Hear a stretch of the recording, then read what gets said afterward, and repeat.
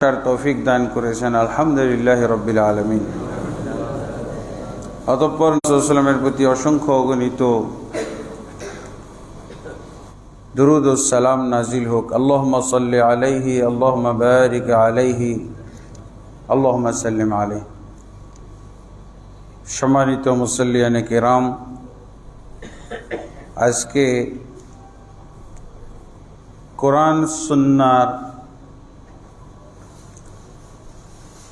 অবব্যাখ্যা এবং তার পরিণাম পরিণতি কি হইতে পারে, কি হয়েছে, এই বিষয়ে আলোচনা করব ইনশাআল্লাহ।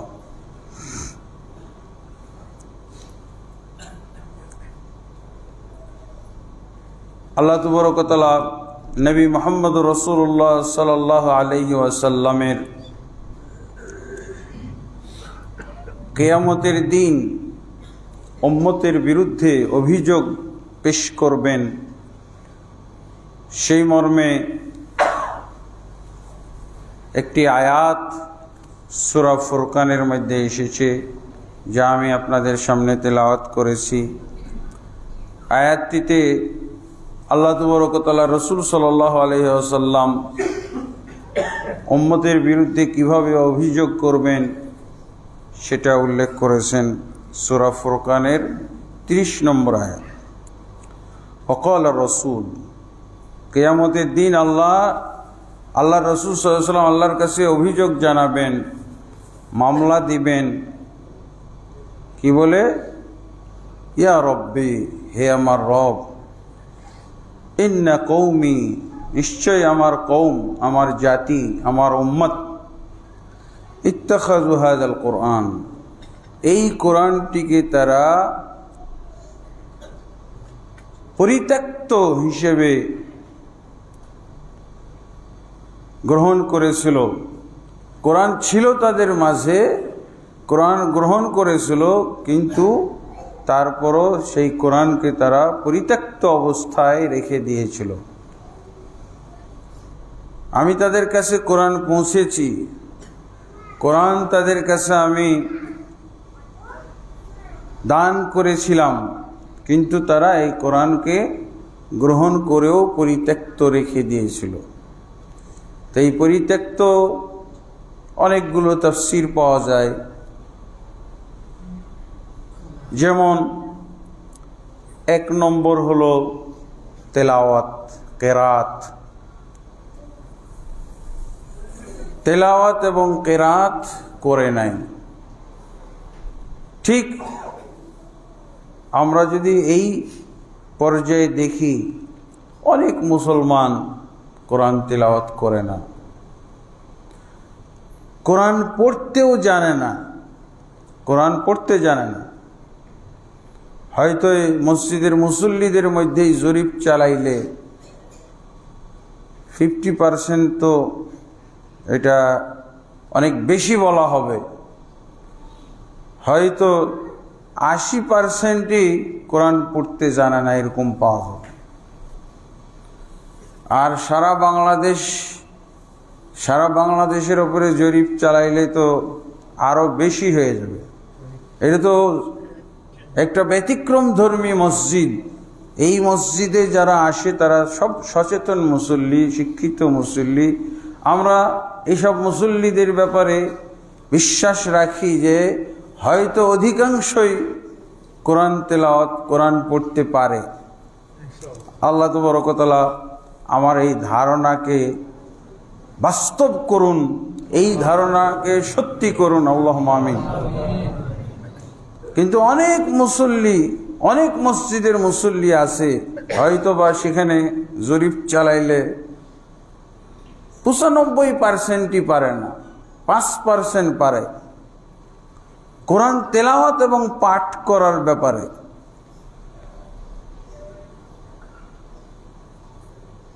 তারপরে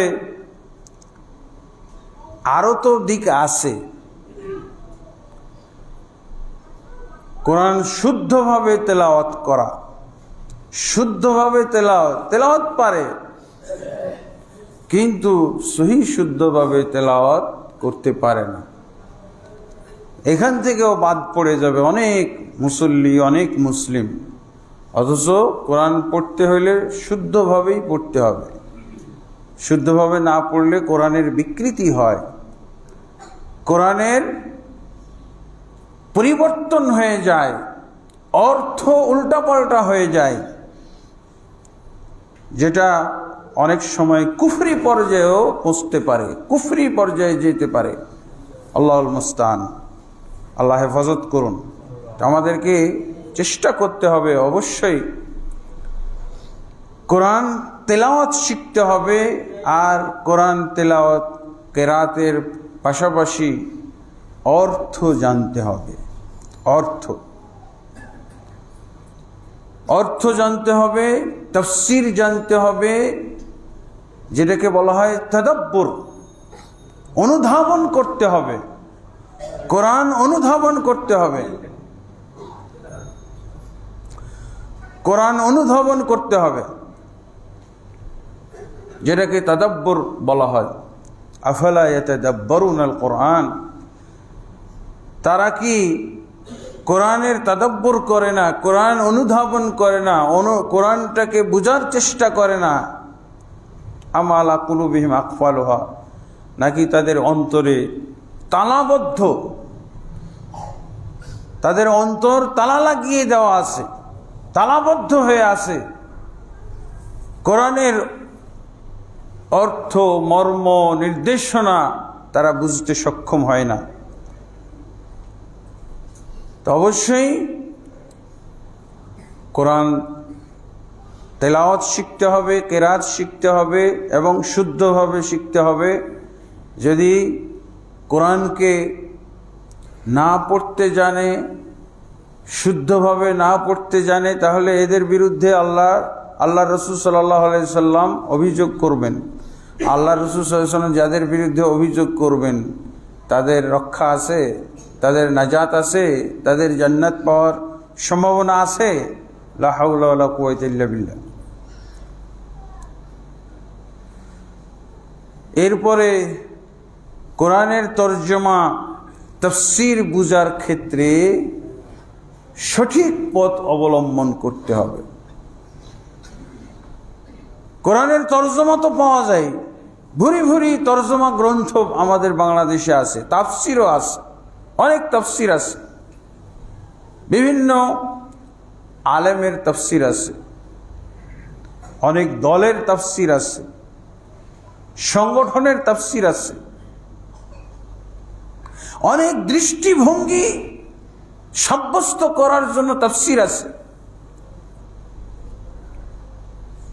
আল্লাহ রাসূল সাল্লাল্লাহু আলাইহি ওয়াসাল্লাম বলছেন তার উম্মতের মধ্যে ৭২ ভাগই জাহান্নামে যাবে, তাদের প্রত্যেক দলের তাফসীর আছে, কোরআনের তরজমা আছে, তাফসীর আছে। কোরআনের তরজমা আর তাফসীর যদি থাকে, তারপরে কিভাবে তারা জাহান্নামে যাবে? তারা কি কোরআন ত্যাগ করলো? কোরআন কি তারা পরিত্যক্ত রাখলো? কিন্তু এমনভাবে কোরআনকে গ্রহণ করলো, গ্রহণ করা সত্ত্বেও তারা অভিযুক্ত, অবব্যাখ্যা। ৭২ ভাগ মুসলমান যারা মুসলিম পরিচয় দেয়, যারা নবীর উম্মত, যারা আল্লাহর বান্দা, যারা জান্নাত চায়, জাহান্নাম থেকে নাজাত চায়, সফলতা চায়, এদের মধ্যেই তো ৭৩ দল হবে।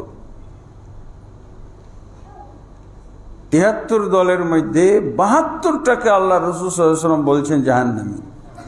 অনেকেই নাউজুবিল্লাহ এই হাদিসটাকে এই কারণেই অস্বীকার করতে চায়। এই হাদিসটা তাদের কাছে অসহ্যকর। আর যদি এই হাদিস মেনেও নেয়, তাহলে অনেকেই বলছে যে এই হাদিসের মধ্যে ভুল ঘটে গেছে, ভুল হয়ে গেছে। আসলে আল্লাহ রসুল বলতে চেয়েছিলেন যে আমার উম্মত ৭৩ ভাগে বিভক্ত হবে, ৭২টাই জান্নাতে যাবে, একটা মাত্র জাহান্নামে যাবে। অনেকে এইভাবে হাদিসটাকে গ্রহণ করে, প্রবোধ, মানে নিজেদের মধ্যে একটা অনিশ্চয়তা দেখা দিয়েছে, নিজেদের মধ্যে অনাস্থা, নিজেদের নিজেরাই এরকম বুঝতেছে যে আমরা তো মনে হয় জাহান্নামে যাব। এই হাদিসটা যার জন্য কি বলে, কুল্লুহা ফিল জান্নাহ, আমার উম্মত ৭৩ ভাগে বিভক্ত হবে, সবাই জান্নাতে যাবে, ইল্লা ওয়াহিদা, ইল্লা মিল্লাতুন ওয়াহিদা, ইল্লা ফিরকাতুন ওয়াহিদা, একটা মাত্র শুধু জান্নাতে যাবে না। মানে আমাদের দেশে এই সেকুলার মার্কা ব্যাখ্যা আর কি রে, জগা খিচুড়ি।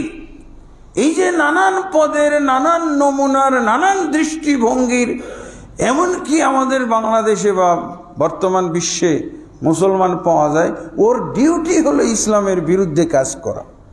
24 ঘন্টা ঘুমের মধ্যে স্বপ্ন দেখে, তাও ইসলামের বিরুদ্ধে, মুসলমানের বিরুদ্ধে, হ্যাঁ, কোরআনের বিরুদ্ধে, সুন্নাহর বিরুদ্ধে, নবীর বিরুদ্ধে, আল্লাহর বিরুদ্ধে।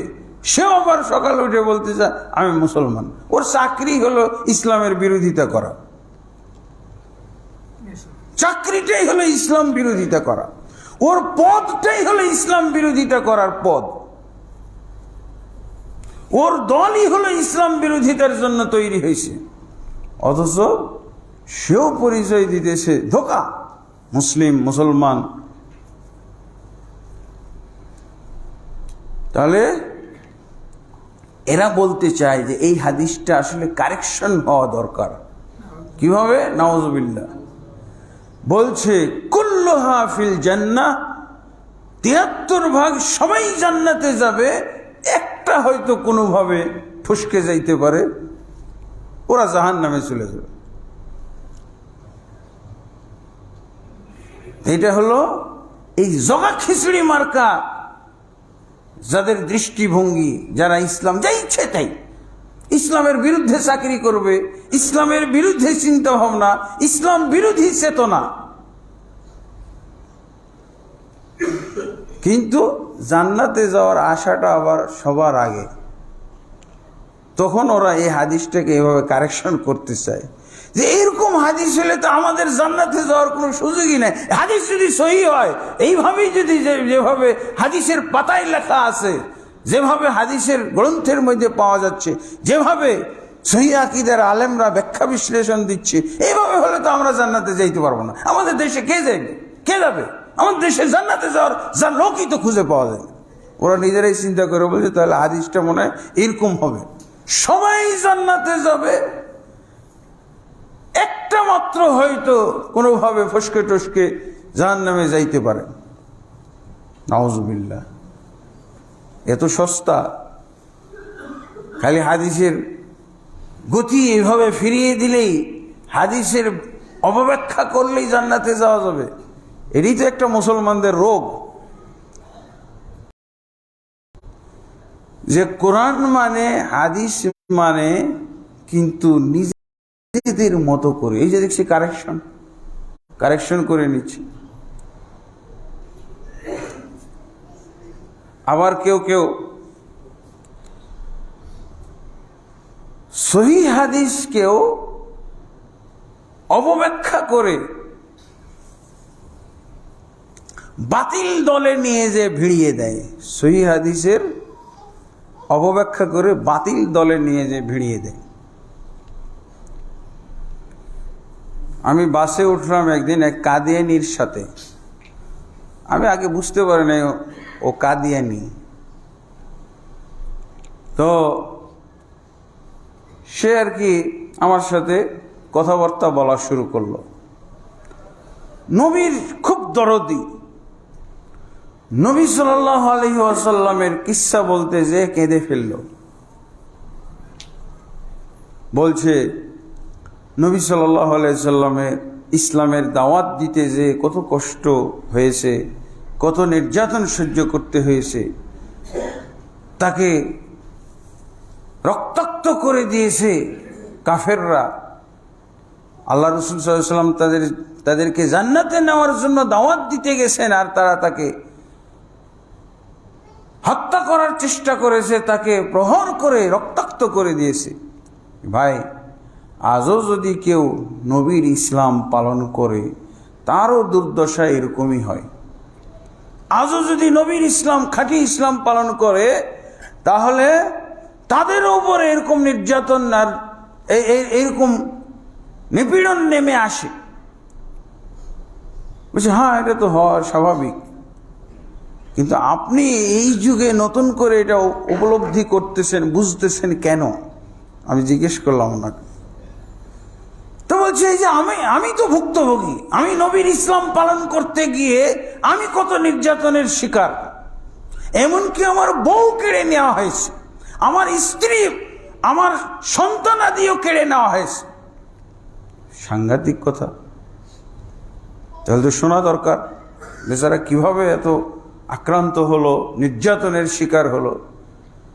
তো বলছে আল্লাহ রাসূল সাল্লাল্লাহু আলাইহি ওয়াসাল্লাম হাদিসে বলছেন না যে আমার উম্মত ৭৩ দলে বিভক্ত হবে, একটা মাত্র জান্নাতে যাবে আর বাকি ৭২টাই জাহান্নামে যাবে। হাদিস ঠিকই সেও মুখস্থ করে রেখেছে। তারও এই হাদিস হলো সম্বল, নাজাতের সম্বল। নাজাতের ব্যাপারে, জান্নাতে যাওয়ার ব্যাপারে একবারে বুক বাঁধা আশা, বুক ভরা আশা। তো বলছে যে হ্যাঁ, একটাই তো জান্নাতে যাবে। আল্লাহ রাসূল সাল্লাল্লাহু আলাইহি ওয়াসাল্লামের এই হাদিস তো সহিহ, আমরাও এই হাদিস পড়ি। কিন্তু এই হাদিস তো আমরাও আমল করার চেষ্টা করি, এই হাদিস তো আমরাও ব্যাখ্যা বিশ্লেষণ করি, এই হাদিস তো আমাদেরও সান্ত্বনা। আপনার কি ঘটেছে একটু বলেন তো। তো বলছে এই যে এই হাদিসে আল্লাহ রাসূল সাল্লাল্লাহু আলাইহি ওয়াসাল্লাম বলে দিয়েছেন না, যারা জান্নাতে যাবে তাদের কোয়ালিটিটা কি, তাদের গুণাবলী কি, আল্লাহ রাসূল বলে দিয়েছেন না। যে কি বলেছেন? আল্লাহ রাসূল সাল্লাল্লাহু আলাইহি ওয়াসাল্লাম বলেছেন জান্নাতে যে দলটা যাবে সেই দলটা হলো আমি এবং আমার সাহাবীগণ যার উপরে আসি এর উপরে যারা থাকবে।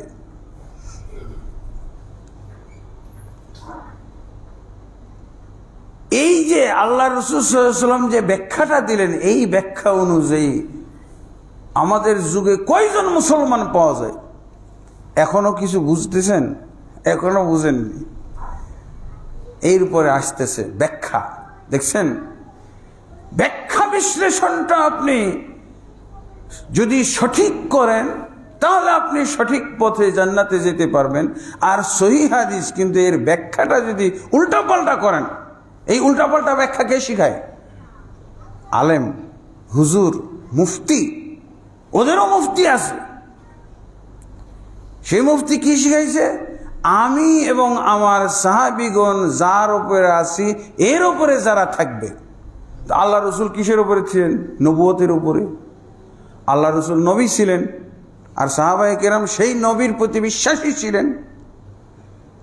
তা আল্লাহ রসুল যার উপরে ছিল আর সাহাবীগণ যার উপরে ছিল, তার অর্থ কি? প্রতিটা যুগে নবী থাকবে আর নবীর প্রতি বিশ্বাসী থাকবে। বুঝা গেছে? কি বুঝলেন? নবী বিশ্বাস করবে আর সেই নবীতেও বিশ্বাসী হবে। আল্লাহ রসুল এইটা বুঝাইতে চাইছেন। আমি এবং আমার সাহাবীগণ যার উপরে আছি এর উপরে যারা থাকবে কিয়ামত কাল পর্যন্ত। তাহলে নবী কিসের উপরে ছিলেন? নবুয়তের উপরে ছিলেন। নবুয়তওয়ালা নবী না। সমস্ত সাহাবীদের মাঝে একজনই মাত্র নবুয়তওয়ালা, তিনি কে? মুহাম্মদুর রাসূলুল্লাহ সাল্লাল্লাহু আলাইহি ওয়াসাল্লাম। আল্লাহ রাসূল কি বলতে চাইলেন? প্রতিটা যুগেই এরকম নবী থাকবে আর নবীর প্রতি বিশ্বাসী যারা থাকবে এরাই জান্নাতে যাবে। বুঝা গেছে? সহিহ হাদিস এটা। সহিহ অপব্যাখ্যা, সহিহ হাদিসের জালিয়াতি ব্যাখ্যা, জালিয়াতি অর্থ। বাঁচার কায়দা আছে বলেন তো?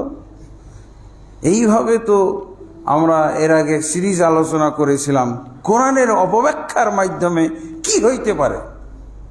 মুসলমান কাফের হইতে পারে, আর মুসলমান বিভক্ত হয়, আর মুসলমান হেদায়েত প্রাপ্ত হয়। কোরআন থেকেই 3 ধরনের মুসলমান পাওয়া যায়। এক ধরনের মুসলমান কালেমা বললেও, সালাত পড়লেও 5টা রুকন মানলেও সে কাফের। যদি এই বিশ্বাস থাকে যে নবী যেমন ছিলেন এইরকম একজন ব্যক্তি যুগে যুগে থাকবে, আর সেই নবীর প্রতি বিশ্বাসী থাকবে সমস্ত মুসলমানরা। আমরা এই গোটা মসজিদ, আপনাদের মসজিদ তো সহিহ আকীদার মসজিদ, তাহলে দেখছেন এই ব্যাখ্যা অনুযায়ী আর আছে কেউ সহিহ আকীদায়? সব তো জাহান্নামের কাতারে। এমন একটা ব্যাখ্যা দেওয়া হলো যেই ব্যাখ্যার কারণে বদ আকীদা যাদের আছে ওরা তো গেলই, এমনকি সহিহ আকীদারও কারণ নাজাত নাই। তা আমার তো আর বুঝতে বাকি নাই, এই বেটা যে কাদিয়ানি, তো তুমি কাদিয়ানি হয়েছো, তো তোমার স্ত্রী আর সন্তান কেড়ে নেওয়া হবে না তো কি করা হবে? সেই মহিলার যারা আত্মীয় স্বজন, পিতামাতা, তুমি মুরতাদ হয়ে গেছো, তোমার কাছে আমরা মেয়ে দিব না, মেয়ে নিয়ে আটকাই দিছে। সন্তানও দেওয়া হবে না, যেহেতু এগুলো মেয়ের সন্তান। কেউ যদি মুরতাদ কাফের হয়ে যায় তাহলে পিতার সন্তান আর থাকে না, ওরা মায়ের সন্তান হবে। এটাই হলো ইসলামের বিচার, এটাই হলো ইসলামের নিয়ম, এটাই হলো ইসলামী সমাজের মধ্যে বিচার্য বিষয়, ফয়সালার বিষয়। তো ঠিকই তো হয়েছে, কিন্তু এতক্ষণ ওর ভূমিকা টুমিকা শুনে মনে হচ্ছে যে 1 নম্বর পৃথিবীর মধ্যে, বাংলাদেশের মধ্যে 1 নম্বর ইমানদার ব্যক্তির পাশে আমি বসে আছি। তো বলছে ঠিকই তো করেছে, তুমি তো কাদিয়ানি। কিন্তু কাদিয়ানিরা যে এরকম ব্যাখ্যা বিশ্লেষণ দেয়, এটা যদি জানা না থাকতো তাহলে বলছে তাই তো, নবী তো বলেই দিয়েছে ক্লিয়ার করে, আমি এবং আমার সাহাবীগণ যার উপরে আছে এর উপরে যারা আছে। বোঝা গেছে? অপব্যাখ্যা দিয়ে কি হয়? অপব্যাখ্যার মাধ্যমে কোরআন মেনেও মুসলমান কাফের মুরতাদ হয়ে যেতে পারে। এরকম অপব্যাখ্যা দ্বারা তো কোরআনের আয়াতেরও করেছে না? কি বলছে? সূরা আরাফের 35 নম্বর আয়াতে আছে, ইয়া বানি আদম ইম্মা ইয়াতিয়ান্নাকুম মিন্নি রুসুলুন ইয়াকুসুনা আলাইকুম আয়াতি ফামান ইত্তাকা ওয়া আসলাহা ফালা খাউফুন আলাইহিম ওয়া লা হুম ইয়াহজানুন। হে আদম সন্তান, তোমাদের কাছে আমার রসুলগণ আসবেন, আর তারা তোমাদের কাছে আমার আয়াত পাঠ করে শোনাবে। রসুলদের কাজ কি? আল্লাহর আয়াত প্রাপ্ত হয়, কিতাব প্রাপ্ত হয়, আর তারা উম্মতের কাছে এগুলো পড়ে শোনান, তেলাওয়াত করেন, ব্যাখ্যা বিশ্লেষণ করেন, নির্দেশনা বলে দেন। তা আল্লাহ বলছেন, আদম সন্তান, তোমাদের কাছে আমার রসুলগণ যাবেন, আর যে তারা আমার কিতাবের আয়াত পড়ে পড়ে তোমাদেরকে শোনাবেন। ফামান ইত্তাকা, যে তাকওয়া অবলম্বন করবে, ওয়া আসলাহা, আত্মশুদ্ধি অর্জন করবে, নিজের জীবনকে শুধরে ফেলবে, কুফরি থেকে ইসলামে প্রবেশ করবে, ইমানদার হবে, কাফের মুশরিক থেকে ইমানদার হবে, ফালা খাউফুন আলাইহিম ওয়া লা হুম ইয়াহজানুন, তার কোনো ভয় নেই, চিন্তা নেই, দুনিয়াতেও এবং আখিরাতে। দুনিয়াতে এবং আখিরাতে তার কোনো ভয় নেই, চিন্তা নেই। এবার শুনেন ব্যাখ্যাটা। আল্লাহ বলছেন আদম সন্তান, কাফের হওয়ার তাফসীর শুনেন, কাফের হওয়ার। আদম সন্তানকে লক্ষ্য করে আল্লাহ বলছেন যে তোমাদের কাছে আমার রাসূল যাবে। তাফসীর হলো এটা, যতদিন আদম সন্তান, ওই কাদিয়ানি মার্কা তাফসীর, কাদিয়ানিদেরই তাফসীর এটা, যতদিন আদম সন্তান থাকবে ততদিন রসুলের সিলসিলাও জারি থাকবে, যারা আদম সন্তানদেরকে আল্লাহর কোরআনের আয়াত পাঠ করে করে শোনাবে। কোরআনের নাকি নির্দেশনা এটা, তাফসীর এটা। আপনার কাফের হওয়ার জন্য ওই খ্রিস্টানের ওই তাওরাত পড়া লাগবে, ইঞ্জিল পড়া লাগবে ইহুদিদের, আপনার রামায়ণ পড়া লাগবে, মহাভারত পড়া লাগবে, বেদ, ত্রিপিটক এসব পড়া লাগবে? কোরআন পড়েই কাফের হওয়ার অভাব নাই। কোরআন দিয়েই তো আপনার কাফের হওয়ার কত পথ খুলে যাচ্ছে। কোথাতে? কিন্তু কোরআন কি এই জন্য আসছিল? লা রাইবা ফীহি, আলিফ লাম মিম যালিকাল কিতাবু লা রাইবা ফীহি হুদাল লিল মুত্তাকিন। এই কোরআন হলো মুত্তাকিদের জন্য হেদায়েত, পথ প্রদর্শক, জান্নাতের পথ দেখিয়ে দিবে, একবারে জান্নাত পর্যন্ত পৌঁছে দিবে, জাহান্নামের পথ থেকে আপনাকে দূরে সরাবে।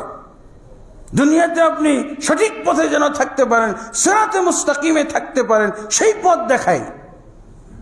কিন্তু ব্যাখ্যার কারণে আপনি উল্টা দিকে চলে যাবেন। এখন জান্নাতের দিকে যাওয়ার কথা ছিল, এখন জাহান্নামের দিকে যাওয়া ছাড়ার উপায় নাই, এমন ব্যাখ্যা। আদম সন্তানকে আল্লাহ লক্ষ্য করে বলেছেন, অতএব আদম সন্তান যতদিন থাকবে রসুল ততদিন থাকবে, আর রসুলদের কণ্ঠে এইভাবে জাতির কাছে, মুসলিমদের কাছে আয়াত তেলাওয়াত হইতে থাকবে। ইন্না লিল্লাহি ওয়া ইন্না ইলাইহি রাজিউন। বুঝলেন তো? এইটাকে ঠেকানোর কোনো উপায় নেই। আজকে বর্তমান যুগের রোগ হলো এটা মুসলমানদের। কোরআন হাদিস হলো হেদায়েতের জন্য, কিন্তু কোরআন হাদিস আজকে হচ্ছে গুমরাহির জন্য, কুফরির জন্য, মুশরিক হওয়ার জন্য ব্যবহার করা হচ্ছে। আমাদের বাংলাদেশে দূরে যাইতে হবে না, বাংলাদেশে প্রায় 98-99% মুসলমানের অবস্থা এরকম। কোরআন দ্বারা হেদায়েত প্রাপ্ত হচ্ছে না, কোরআন দ্বারা গুমরাহ হচ্ছে, পথভ্রষ্ট হচ্ছে। নমুনাটা দেখলেন তো? আদম সন্তানকে আল্লাহ ওয়াদা দিয়েছেন যে আদম সন্তান যতদিন থাকবে রসুলও ততদিন তাদের মাঝে পাওয়া যাবে। তারা উম্মতের কাছে আল্লাহর কিতাবের দাওয়াত দিবে, পড়ে পড়ে শোনাবে। লা হাওলা ওয়ালা কুওয়াতা ইল্লা বিল্লাহ। আল্লাহ কি ওয়াদা ভঙ্গকারী না আল্লাহ ওয়াদা রক্ষাকারী? আল্লাহ তো ওয়াদা রক্ষাকারী যদি হয় তাহলে তো নবী আসা ঠিক আছে, কিন্তু এটা ব্যাখ্যাই না, এটা হলো কাফির হওয়ার ব্যাখ্যা, মুশরিক হওয়ার ব্যাখ্যা, মুরতাদ হওয়ার ব্যাখ্যা। এই ব্যাখ্যা অনুযায়ী আপনাকে আল্লাহর ওয়াদা রক্ষাকারী আল্লাহ না, কোরআনের অপব্যাখ্যা অনুযায়ী আল্লাহ ওয়াদা রক্ষাকারী না, কোরআনের সঠিক ব্যাখ্যা অনুযায়ী আল্লাহ ওয়াদা রক্ষাকারী। আল্লাহ এই দৃষ্টিতে এইভাবে ওয়াদা রক্ষা করি। আল্লাহ বলে দিয়েছেন, ওমা মুহাম্মাদুন ইল্লা রাসূলুন, ওমা মুহাম্মাদুন আবা আহাদিম মির রিজালিকুম ওয়ালাকিন রাসূলুল্লাহ ওয়া খাতামান নবিয়্যিন। আল্লাহ এই আয়াত অনুযায়ী ওয়াদা রক্ষাকারী। মুহাম্মদ সাল্লাল্লাহু আলাইহি ওয়াসাল্লাম তোমাদের কোনো পুরুষ ব্যক্তির পিতা নন, বরং তিনি হচ্ছেন রাসূলুল্লাহ, আল্লাহর রাসূল, ওয়া খাতামুন নবিয়্যিন, এবং সর্বশেষ নবী। কেন এই আয়াত অনুযায়ী আল্লাহকে ওয়াদা রক্ষাকারী তুমি বিশ্বাস করো না কেন? তোমার অপব্যাখ্যা অনুযায়ী আল্লাহ ওয়াদা রক্ষাকারী নাকি? কোরআনের এক আয়াতের ব্যাখ্যা আর এক আয়াতে যদি পাওয়া যায়, এর চেয়ে সঠিক ব্যাখ্যা আর হইতে পারে না। তোমার ব্যাখ্যা অনুযায়ী তো মনে হয়েছে প্রতি যুগেই রসুল থাকবে, কিন্তু আল্লাহ তাবারক ওয়া তাআলার স্পষ্ট বক্তব্য অনুযায়ী কি পাওয়া যাচ্ছে যে মুহাম্মদ কোন পুরুষ ব্যক্তির পিতা নন, তিনি আল্লাহর রাসূল আর খাতামুন নবিয়্যিন, নবীদের মধ্যে সর্বশেষ। আর ব্যাখ্যা লাগবে, কিন্তু ওরা এই দুইটা আয়াত একত্র করবে না, দুইটা আয়াত একসাথে করবে না। ওইটার দরকার হলে আরো কোনোদিন ব্যাখ্যা দিবে, মানে ব্যাখ্যা না, অপব্যাখ্যা দিবে। এই অপব্যাখ্যাই চলতেছে। শুধু তাই না, 72 দল যে জাহান্নামে যাবে, প্রত্যেকের কাছে কোরআন আছে আর সহিহ হাদিস আছে। জয়ীফ জাল হাদিস তো আছে। এইভাবে দেখা যায় যে এখন আমরা ইসলাম বলতে কি বুঝি? যদি আপনি বলেন যে ভাই আপনি কি, আপনি কে, আপনি যদি বলেন মুসলিম, আরো বিপদে পড়বেন। মুসলিম, এই মুসলিম পরিচয় দিলে বিপদ হয়ে গেছে। আপনি কত জায়গায় বিপদ হবে। মাযহাবী ভাইরা আপনাকে ছাড়বে না, বলবেন যে আপনি ভাই মুসলিম তো ঠিক আছে, সবাই মুসলিম, কিন্তু আপনি হানাফি, না শাফি, না মালিকি, না হাম্বলি, এইটা বলতে হবে। এই চারের মধ্যে কোনো একটা বলেন, নাহলে আপনার ছাড় নাই, রাস্তা খোলা নাই। বুঝেছেন? এই হলো অবস্থা। এইগুলো কিভাবে হলো? মুসলিম আর পরিচয় থাকতেছে না, মুসলিম পরিচয়ে আপনারা সন্তুষ্ট না। কারণ কি? সব অপব্যাখ্যার খেলা। কোরআন এবং হাদিসের যে ব্যাখ্যা করা হয়েছে, হানাফি ব্যাখ্যা, শাফি ব্যাখ্যা, ওরা বলেও আমরা ব্যাখ্যা থেকে জন্ম নিয়েছি। ভাই মাযহাব কোথা থেকে আসলো? বলছে ব্যাখ্যা থেকে জন্ম নিয়েছি আমরা, মাযহাব ব্যাখ্যা থেকে জন্ম নিয়েছি। কোরআন হাদিস থেকে, কোরআন হাদিসের দলিল দিতে পারবে না, বলছে ব্যাখ্যা। জানেন না আপনি একই কোরআনের আয়াতের কয় রকমের ব্যাখ্যা হইতে পারে? একই হাদিসের কয় রকমের ব্যাখ্যা হইতে পারে? আমি হইলাম হানাফি ব্যাখ্যা থেকে জন্মগ্রহণকারী, আমি শাফি ব্যাখ্যা থেকে জন্মগ্রহণকারী, আমি মালিকি ব্যাখ্যা থেকে জন্মগ্রহণ করি, আমি হাম্বলি ব্যাখ্যা থেকে জন্মগ্রহণ করি। তারপরে আপনি কি ভাই, কোন তরিকার? বুঝছো আমি অমুক তরিকা। এটা কই পেলেন? ব্যাখ্যাতে আছে। এক এক পীর এক এক ধরনের কোরআনের আয়াত বুঝেছে, হাদিস এক এক ধরনের হাদিস বুঝেছে, হাদিস তাদের এক এক, সেই ব্যাখ্যা অনুযায়ী আমি জন্ম নিয়েছি। আমি অমুক তরিকা, আমি তমুক তরিকা। এগুলো সব অপব্যাখ্যার খেলা। আল্লাহ রাসূল সাল্লাল্লাহু আলাইহি ওয়াসাল্লাম কি বলে দিয়েছেন? তারাকতু ফীকুম আমরাইন, আমি তোমাদের মাঝে দুটি জিনিস ছেড়ে গেলাম, লান তাযিল্লু মা তামাসসাকতুম বিহিমা, কোশ্চিনকালে তোমরা গুমরা হবে না যতক্ষণ পর্যন্ত তোমরা এই দুটিকে আঁকড়ে না ধরে থাকবে। আঁকড়ে তোমরা ততক্ষণ পর্যন্ত গুমরা হবে না যতক্ষণ পর্যন্ত এই দুটিকে আঁকড়ে ধরে থাকবে। তার মানে এই দুটিকে গ্রহণ করবে বলেননি, কি আঁকড়ে ধরে থাকবে। আঁকড়ে ধরে থাকা মানে এমন কায়দায় কোরআন হাদিসকে ধরা যাতে করে আপনার এর মাধ্যমে, কোরআন হাদিসের মাধ্যমে গুমরা হওয়ার আর কোনো পথ থাকে না। কিভাবে আঁকড়ে ধরবেন? আপনি অর্থগত দিক থেকে আঁকড়ে ধরবেন। অর্থটা কি? কোনটা নেবেন? রাসূলের অর্থ, সাহাবায়ে কেরামের অর্থ, তাবেঈগণ যে অর্থ করেছেন সেই অর্থ অনুযায়ী আপনি কোরআন হাদিস আঁকড়ে ধরেন। আপনি এই কাদিয়ানীর ব্যাখ্যা অনুযায়ী কোরআন আঁকড়ে ধরলেন কেন? আপনার জীবনীতে, আপনার জিন্দেগিতে গুমরা হওয়া ছাড়ার পথ নাই। আপনি কেন পীরের ব্যাখ্যা অনুযায়ী কোরআন আঁকড়ে ধরলেন? সালাফে সালেহিন আপনি দেখতে পান না? আল্লাহ রাসূল সাল্লাল্লাহু আলাইহি ওয়াসাল্লাম নিজে কোরআনটাকে কি বাক্সে রেখে দিয়েছিলেন? বাক্সে তালাবদ্ধ অবস্থায় উম্মত পেয়েছিল, কোরআন নাজিল হয়েছে, আর বাক্সের মধ্যে নবুয়তের বাক্স, নবী মুহাম্মদ সাল্লাল্লাহু আলাইহি ওয়াসাল্লামের সেই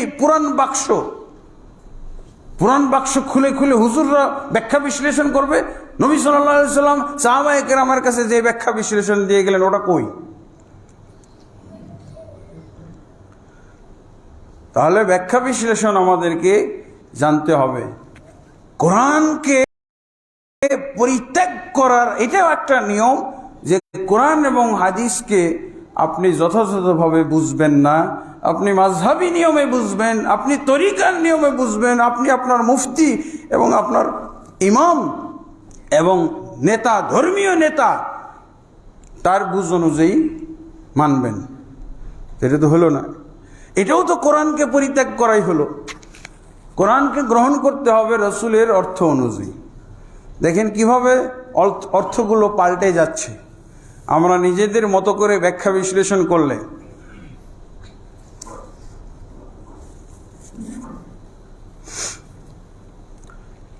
এরপরে আমরা বর্তমান যুগে এসে পৌঁছে গেছি কোথায়? কোরআনটা, গোটা কোরআনটাই হলো সার্বজনীন, সারা বিশ্বের জন্য না, সারা বিশ্বের জন্য যে কোরআন, সমস্ত মুসলিম জাতির জন্য যেই কোরআন, প্রতিটা অক্ষর, প্রতিটা শব্দ, প্রতিটা আয়াত, তাই কি না? কোরআনের প্রত্যেকটা আয়াত, প্রত্যেকটা শব্দ, আল্লাহ কি বলছেন? তাবারাকাল্লাযী নাযালাল ফুরকানা আলা আবদিহি লিয়াকুনা লিল আলামিনা নাযীরা। বরকতময় সেই সত্তা যিনি তার বান্দার প্রতি ফুরকান নাজিল করেছেন। ফুরকান মানে হলো হক বাতিলের মধ্যে পার্থক্যকারী। এরপর যাতে তিনি সমগ্র বিশ্বের জন্য ভয় প্রদর্শনকারী, সতর্ককারী হতে পারেন, সমগ্র বিশ্বের জন্য। রাসূলুল্লাহ সাল্লাল্লাহু আলাইহি ওয়াসাল্লাম হলেন সমগ্র বিশ্বের জন্য। তাহলে এই কোরআনকে আল্লাহ নাজিল করেছেন সমগ্র বিশ্বের জন্য। ওয়ামা আরসালনাকা ইল্লা রাহমাতাল লিল আলামিন। তারপরে আল্লাহ বলছেন, হে রাসূল, আপনাকে আমি প্রেরণ করেছি গোটা জগতের জন্য, সমগ্র জগতের জন্য রহমত স্বরূপ। তারপরে আল্লাহ কি বলছেন, ওমা আরসালনাকা ইল্লা কাফাতাল লিন-নাসি বাশীরান ওয়া নাযীরা। আমি আপনাকে সমস্ত মানুষের জন্য, শুধু মুসলিম না, সমস্ত মানুষের জন্য আপনাকে সুসংবাদদাতা এবং সতর্ককারী হিসেবে প্রেরণ করেছি। ওয়ালাকিন্না আকসারান নাসি লা ইয়ালামুন। রাসূলুল্লাহ সাল্লাল্লাহু আলাইহি ওয়াসাল্লাম বলছেন, কানান নাবিয়্যু, ইতিপূর্বে নবীদেরকে প্রেরণ করা হতো ইলা কওমিহি খাসসা, বিশেষভাবে তার জাতির জন্য, তার কওমের জন্য, তার সম্প্রদায়ের জন্য। ওয়া বুইসতু ইলান নাসি কাফা, কিন্তু আল্লাহ আমাকে সমস্ত মানুষের জন্য প্রেরণ করেছেন। শুধু মুসলিম না, সমস্ত মুসলিম তো বটেই, সমস্ত মানুষের জন্য আল্লাহ তাকে প্রেরণ করেছেন। কিন্তু দেখা যায় যে মুসলমানরা এই কোরআনের ব্যাখ্যা অপব্যাখ্যা করতে করতে এখন এই কোরআন সার্বজনীন কোরআনকে আমরা এখন সাংগঠনিক কোরআনে, লেটেস্ট যেটা চলতেছে সেটা হলো সাংগঠনিক কোরআনে পরিণত করেছে। কোরআন কি সার্বজনীন, আল্লাহ রাসূল সাল্লাল্লাহু আলাইহি ওয়াসাল্লামের হাদিসগুলো সার্বজনীন, সবার জন্য প্রযোজ্য। এক নম্বর সব মুসলমানের জন্য প্রযোজ্য, দুই নম্বরে সমস্ত মানব জাতির জন্য প্রযোজ্য।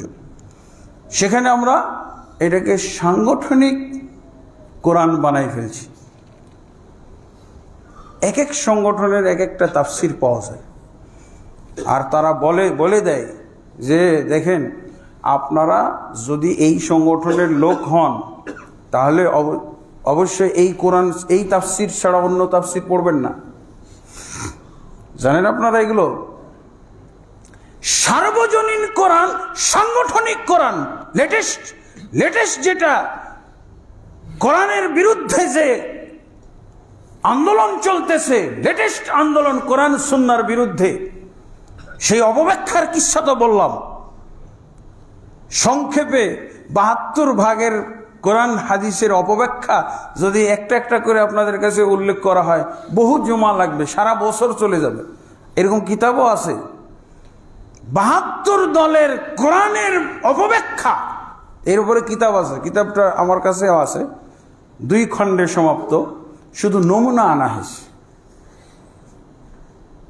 কাদিয়ানীদের তাফসিরের নমুনা, শিয়াদের তাফসিরের নমুনা, খারেজিদের তাফসিরের নমুনা, বাতেনীদের তাফসিরের নমুনা, বুঝেছেন? এইভাবে উদাহরণ নিয়ে আসা হয়েছে, কিছু কিছু নমুনা। সমস্ত আপনি 2-1টা উদাহরণ থেকেই তো বুঝতে পারবেন যে এরা কেমন। এই যে 2-1টা কথা বললাম, কাদিয়ানীদের কোরআন ব্যবহার এবং হাদিস ব্যবহারের যে আমি চিত্রটা তুলে ধরলাম,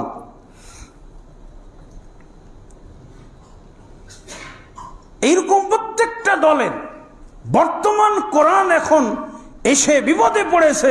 কোরআন সুন্নাহর বর্তমান বিপদ হলো এইটা। আগে তো মাযহাব গণনা করা গেছে, তাই না? 4 মাযহাব, 4 রকমের ব্যাখ্যা। তরিকা, কত তরিকা? তরিকা তো বলছে 126 তরিকা। তরিকার বরকত হইতে হইতে তরিকার মধ্যে এত বরকত হয়েছে যে 26 তরিকা। তো আল্লাহ রাসূল সাল্লাল্লাহু আলাইহি ওয়াসাল্লাম কয় তরিকা আমাদেরকে দিয়ে গেছে? 1 তরিকা, শুধুমাত্র রাসূলের তরিকা। এবং এই তরিকাওয়ালারাও মানুষকে ধোঁকা দেওয়ার জন্য বলে থাকে কোন তরিকায় শান্তি নাই, একমাত্র নবীর তরিকায় শান্তি। এই কথাটি বলার পর আপনাকে বসাই দিল, বসাই দিয়ে তারপর 126 তরিকার সব কথা বলবে। নবীর তরিকাটা আর খুঁজে পাওয়া যাবে না, কিন্তু আপনাকে বসাইছে কত সুন্দর কথা বলে, কোন তরিকায় শান্তি না, একমাত্র নবীর তরিকায় শান্তি। তারপরে এগুলো কি ভূমিকায় এই কথাটুকু বলে নেওয়ার পর 126 তরিকায় ওই চিশতিয়া, কাদেরিয়া, নকশবন্দিয়া, মুজাদ্দিদিয়া, তিজানিয়া, গাউসিয়া, হ্যাঁ, লা হাওলা ওয়ালা কুওয়াতা ইল্লা বিল্লাহ। এখন আর দেখা যায় যে ওদের যখন তরিকার আমরা লিস্ট নিলাম, তরিকার লিস্ট 126 তরিকায়, ইন্না লিল্লাহি ওয়া ইন্না ইলাইহি, তরিকা মুহাম্মদিয়াটাই নাই। দেখছেন কি ধোঁকাবাজ এরা, প্রতারক। আপনাকে বসাইলো বয়ান শোনার জন্য, বক্তব্য শোনানোর জন্য, তখন কি বললো, কোন তরিকায় শান্তি নেই, একমাত্র নবীর তরিকায় শান্তি। এরপরে তারপরে আপনাকে সেই 26 তরিকায় মুজাদ্দিদিয়া বানাই দিল, চিশতিয়া বানাই দিল, নকশবন্দিয়া বানাই দিল, হ্যাঁ, গাউসিয়া বানাই দিল। আমাদের বাংলাদেশে একজন বড় হুজুর, সবচেয়ে বড় হুজুর, কিছুদিন আগে সবাইকে কান্দাইয়া উনি চলে গেলেন। হ্যাঁ, সবাইকে কান্দাইয়া উনি পরপারে পাড়ি দিয়েছেন। আল্লাহ জানেন কি তার সাথে মুআমালা হচ্ছে। সে যার প্রাপ্য, যার অধিকারী, আল্লাহ হয়তো তার সাথে সেই মুআমালা, সেই ব্যবহারই করতেছেন। তো ওনাকে দেখলাম, দেখা যাচ্ছে হাজার হাজার হুজুর, কত যে মুফতি মুহাদ্দিস আছে, কয়েক হাজার হয়তো মুফতি মুহাদ্দিসি, পাগড়িটা ধরে তারা বলছে নকশবন্দিয়া, মুজাদ্দিদিয়া, তারপরে চিশতিয়া, কাদেরিয়া, এইসব তরিকার বায়াত করলো। 4টা তরিকার বায়াত নিল, এর মধ্যে রসুলের তরিকাটা কমন পড়ে নাই। সবচেয়ে বড় হুজুর বাংলাদেশে, মরার পর তো আরো বড় হয়, মরার পর তো প্রতি বছরই বড় হবে, কিসসা হবে, বড় হবে, এই হলো অবস্থা। তাহলে আমাদের দেশ বর্তমান যুগে কি চলতেছে? এই কোরআন যে এতগুলো আয়াত থেকে আমরা কি বুঝলাম? কোরআন হলো সার্বজনীন, সবার জন্যে। কিন্তু কোরআন এখন হয়ে গেছে সাংগঠনিক। আগে তো হিসাব নিকাশ ছিল, কত রকমের কোরআনের অপব্যাখ্যা আমরা পাবো, ব্যাখ্যা বা অপব্যাখ্যা পাবো, কিন্তু এখন আপনি হিসাব করেও কুলাইতে পারবেন না। একই মাযহাবে কতগুলো সংগঠন, একই মাযহাবে বহু সংগঠন পাওয়া যায়, বহু দল পাওয়া যায়। তারপরে কি বলবে? এখন দেখা যাচ্ছে এই কোরআনের চলতেছে সার্বজনীন কোরআন, এখন হয়ে গেছে সাংগঠনিক কোরআন, মসজিদ ভিত্তিক কোরআন। আলহামদুলিল্লাহ, আপনাদের এই মসজিদটা তো একটা পৃথিবীর বা বাংলাদেশের মধ্যে একটা বিরাট ঐতিহ্যপূর্ণ, হ্যাঁ, উল্লেখযোগ্য একটা মসজিদ। এই মসজিদের মুসল্লিরা আগে প্রচলিত আকীদাই ছিল, বিভিন্ন ভ্রান্ত আকীদার মুসল্লি পাওয়া যাইত, কিন্তু এখন আলহামদুলিল্লাহ এই মসজিদ রূপান্তরিত হয়ে গেছে, পুরা মুসল্লি হলো সহি আকীদার। আল্লাহু আকবার, এটা একটা ইতিহাস। কিন্তু দেখা যাবে বিভিন্ন তরিকার মসজিদ বাংলাদেশে আছে, ওখানে যাওয়াই যাবে না। এখানে কোন তরিকার লোকের সালাত পড়তে বাধা নেই, সমস্ত সংগঠনের লোক এখানে সালাত পড়তে পারবে, সমস্ত মাযহাবের লোক এখানে সালাত পড়লে কেউ তাকে টু শব্দ করবে না, কেউ তাকে একটু উচ্চবাচ্য অথবা কি বলে তার দিকে চোখ রাঙাবে না, বাঁকা চোখে দেখবে না। আপনি যেভাবেই পড়েন না কেন, মক্কা মদিনায় কিভাবে পড়েন। কিন্তু অনেক মসজিদ আছে সাইনবোর্ড দিয়ে দিয়েছে, এই মসজিদে আমিন বলা নিষেধ, এই মসজিদে আমিন বলা নিষেধ, এই মসজিদে রফুল ইয়াদাইন করে নামাজ পড়া নিষেধ। এগুলো কোথা থেকে এই হাদিস পাইল? আমিন বলা, জোরে আমিন বলা নিষেধ, এই হাদিস আছে? এটা ভণ্ড নবীর হাদিস, এটা ভণ্ড নবীর হাদিস, এটা আমাদের নবীর হাদিস না। আমিন বলা নিষেধ, ভণ্ড নবীর হাদিস। লা ইয়াজুজু তামিন বিল জাহর, প্রকাশ্য শব্দে সশব্দে আমিন বলা জায়েজ নেই। অথবা মামনুউ তামিন বিল জাহর, এই মসজিদে অথবা কোনো একটা হাদিস জোরে আমিন বলা নিষিদ্ধ। মামনুল জাহর বিত তামিন, এটা জাল হাদিস না? এটার জন্য একদম ভণ্ড নবীর দরকার না? এরা খুব জোর জয়ীফ হাদিস পাবে, কিন্তু এরা আমল করতেছে একেবারে ভণ্ড নবীর বলা হাদিস। ভণ্ড নবী, জাল নবী, জাল নবীর জাল হাদিস, এরকম কোনো শব্দে এই হুজুরেরা যারা এইসব সাইনবোর্ড লেখে এই মসজিদে আমিন বলা নিষেধ। বসুন্ধরায় আমরা একটা পাইছিলাম, ইউটিউবে বা ফেসবুকে পাইছিলাম, বসুন্ধরায় আমিন বলার কারণে তাকে পিটানো হয়েছে, মুসল্লিকে পিটানো হয়েছে। মক্কা মদিনার নিয়মে সালাত পড়ার জন্য মসজিদ নির্মাণ করাতে কি করতেছে? মসজিদ পুড়িয়ে দিচ্ছে। কারা? এই ভণ্ড নবীর, যারা ভণ্ড নবীর অনুসারীরা। কারণ এরকম কথা আমাদের নবী বলে যাননি। মামনুউল জাহরি বিত তামিন, মামনুউ রাফউল ইয়াদাইনি, মামনুউ ওয়াজউল ইয়াদাইনি আলা সদর, জোরে আমিন বলা নিষিদ্ধ, রফুল ইয়াদাইন করা নিষিদ্ধ, বুকে হাত বাঁধা নিষিদ্ধ, পায়ে পা মিলানো নিষিদ্ধ। এইরকম হাদিস ভণ্ড নবী ছাড়া কেউ বলে না। সেই ভণ্ড নবী আমরা চিনি না, ওরা হয়তো চিনে। আমাদের নবী এইরকম কোনো হাদিস বলে যাননি।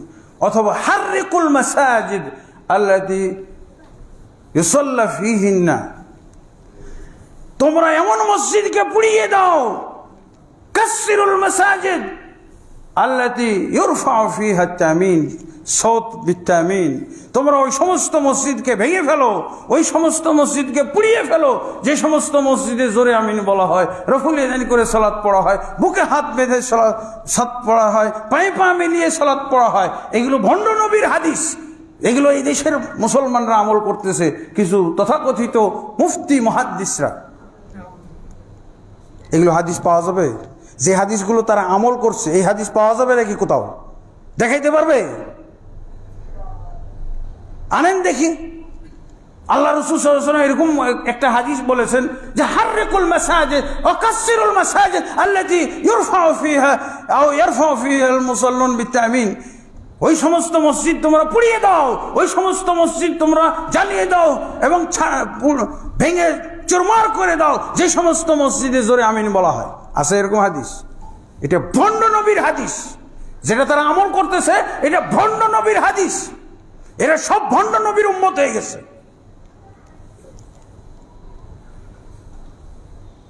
দেখা যায় এরকম আমাদের আহলে হাদিসরাও পিছিয়ে নেই। সাংগঠনিক অপব্যাখ্যা, কোরআনকে সার্বজনীন থেকে সাংগঠনিক পর্যায়ে নিয়ে আসতে আহলে হাদিসরাও পিছপা হয় নাই। তারা বহু আয়াতকে, এই যে এখানে প্রায় আমার দেখা যাচ্ছে অপব্যাখ্যা তো বিশাল বড় বড় গ্রন্থ আছে, এখানে প্রায় 60টি মতো আয়াত যেগুলো আহলে হাদিসরাও সাংগঠনিক কারণে আমল করতে পারে না। যে একটা নমুনা বলবো, ইন্নামাল মুমিনুনা ইখওয়া, নিশ্চয়ই মুমিনরা পরস্পর ভাই ভাই, মুমিনরা পরস্পর ভাই ভাই। কিন্তু এই আয়াতের ব্যাখ্যাটা কি? সাংগঠনিক ব্যাখ্যা কি? সার্বজনীন ব্যাখ্যা হলো সারা পৃথিবীতে যেখানে মুসলমান আছে, তৌহিদবাদী মুসলমান আছে, সবাই ভাই ভাই। কিন্তু ব্যাখ্যাটা করা হয় আমার সংগঠন, আমার নেতা মানে, আমার আমিরকে মানে, তারাই শুধু ভাই ভাই। এটা কি ব্যাখ্যা? এটা হলো সাংগঠনিক ব্যাখ্যা।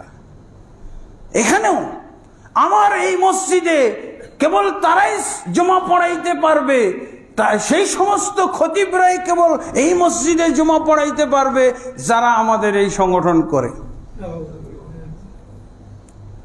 তার মানে আলেমও নয়, এই সংগঠনের কাছে এই আলেমই না।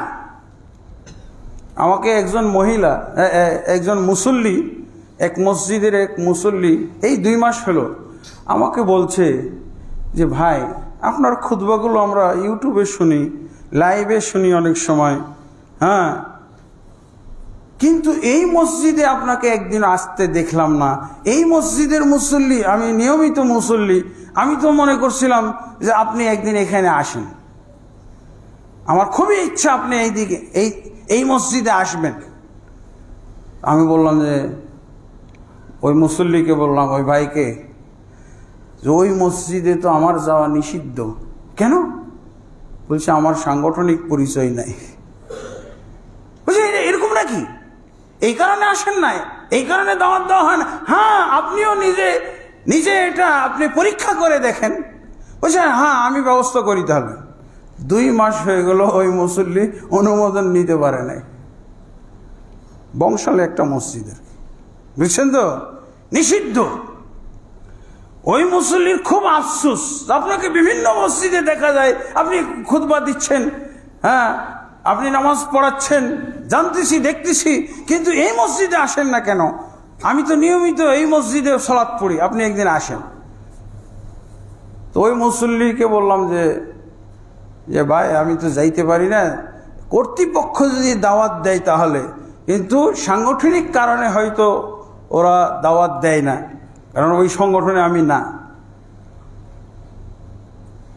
সাংগঠনিক ঐক্য হলো, যদি সংগঠন করো তাহলে এক সংগঠন আর এক সংগঠনের সাথে যদি বিল মহব্বত থাকে, এক সংগঠন আর এক সংগঠনের মসজিদে যাইতে পারে, হ্যাঁ, তাহলে এটাকে বলা হয় মিল মহব্বত।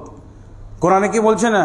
কোরআনে কি এরা বলছে যে ইন্নামাল মুমিনুনা ইখওয়া, ইন্নামাল মুমিনুন আল মুত্তাবিউনা লিল হিজবিল মুআয়্যান ইখওয়া।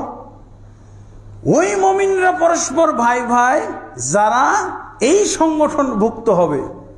কিন্তু ব্যাখ্যাটা তো এরকম হয়ে গেছে, আমলটা তো এখন এরকমই চলতেছে। প্রায় 50 থেকে 60টি আয়াত আমি একত্র করেছি, যেগুলো, যার মধ্যে এই যে এটা একটা, আতাসিমু বিহাবলিল্লাহি জামিআ, তোমরা আল্লাহর রশিকে মজবুতভাবে ধরো। তো ধরো কা সাংগঠনিক বলয়ের মধ্যে, প্রত্যেক সংগঠনই এই আয়াত তাফসির করে। তার অর্থ কি? সাংগঠনিক বলয়ের মধ্যে থেকে তোমরা আল্লাহর রজ্জুকে মজবুত করে ধরো। সব সংগঠন একত্র হয়ে ধরো, এটা কিন্তু এই ব্যাখ্যা এখন বাদ। কোরআনের সার্বজনীনতাকে এখন পরিবর্তন করে সাংগঠনিক বলয়ের মধ্যে নিয়ে আসা হয়েছে। এটা হলো লেটেস্ট কোরআনের অপব্যাখ্যার লেটেস্ট সুরত। এখানে আপনি এই কিতাবের মধ্যে কালেমার মর্ম কথা, তারপরে সাংগঠনিক বিভক্তি, যুগে যুগে মুসলমানরা তো বিভক্ত হয়েছে, আর লেটেস্ট সর্বশেষ বিভক্তিটা চলতেছে কিসের? সাংগঠনিক বিভক্তি। এই বিভক্তির আওতায় কোরআন সুন্নাহর কি পরিমাণ অপব্যাখ্যা করা হয়। আল মুমিনুনা ফি তাওয়াদ্দিহিম ওয়া তারাহুমিহিম, মুমিনরা সবাই পরস্পরে সৌহার্দ্য, মমতা, ভালোবাসার দিক থেকে এক বডি। মুমিনরা, কোন মুমিনরা? সাংগঠনিক ব্যাখ্যা হলো সংগঠনের আওতাভুক্ত মুমিনরা সব পরস্পর ভাই ভাই, কিন্তু অন্য সংগঠনের গুলো নয়। এখানে প্রায় 30টা মতো হাদিসের সাংগঠনিক ব্যবহার আর সার্বজনীন ব্যবহার। এখানে মোটামুটি 60টি আয়াত, কোরআন থেকে 60টি আয়াত লেটেস্ট, যেটা হলো সাংগঠনিকভাবে এই কোরআনগুলো আমল করা হয়, সার্বজনীন আমল নাই। এগুলো পরবর্তী সংস্করণে আসতেছে, আপনারা পেয়ে যাবেন। কত দুর্ভাগ্যজনক ঘটনা! আমরা কেউ পিছিয়ে নাই। কোরআন এবং সুন্নাহর প্রতি জুলুম করার দিক থেকে, কোরআন এবং সুন্নাহর অপব্যাখ্যা করার দিক থেকে আমরা ওই বাতিল দলের সাথেই, বাতিল এবং এইসব ভ্রান্ত দলের সাথেই তাল মিলিয়ে আমরাও চলেছি আর বলতেছি সহিহ আকীদা আহলুল হাদিস। আহলুল হাদিস বলতেছে, আল্লাহর কসম এইখানে আহলুল হাদিসের মধ্যেও সার্বজনীন ব্যাখ্যা পরিত্যক্ত হয়েছে। এখন সাংগঠনিক ব্যাখ্যা তারা আঁকড়ে ধরতেছে। বুঝা গেছে? ইনশাআল্লাহ পরবর্তীতে এই আয়াতগুলো একটা একটা করে আমি দেখাবো। কি এই 7টি আয়াত কি সার্বজনীন ব্যবহার, বিশ্বময় সমস্ত মুসলিমদের ক্ষেত্রে ব্যবহারযোগ্য, অথচ এই আয়াতগুলোকে কিভাবে সাংগঠনিক বলয়ে আবদ্ধ করা হয়েছে, সাংগঠনিক অবব্যাখ্যা করে সাংগঠনিক গণ্ডির মধ্যে এগুলোকে আমল করা হয়, সংগঠনের বাইরে যায় না। এগুলো দরকার আছে। মুসলমান যদি নিজের রোগ নিজে বুঝতে না পারে তাহলে তাকে কে নাজাত দিবে, কে তার উপকার করবে, কে তার কল্যাণ করবে? সে নিজেই যদি নিজে গুমরা হয়, নিজেই যদি এই কোরআনের সাথে ওই কাদিয়ানীদের মতো ব্যবহার করে, কোরআন এবং সুন্নাহর সাথে যদি এই বাতিল দল ভ্রান্ত দলগুলোর মতোই যদি অপব্যাখ্যার মধ্যে আমরা চলি, তাহলে আমাদেরকে কে ঐক্যবদ্ধ করবে? কখন আমরা সবাই ঐক্যবদ্ধ হইতে পারবো? এই সহিহ আকীদার মুসলমানগুলো তো ঐক্যবদ্ধ হইতে পারছে না। পারছে?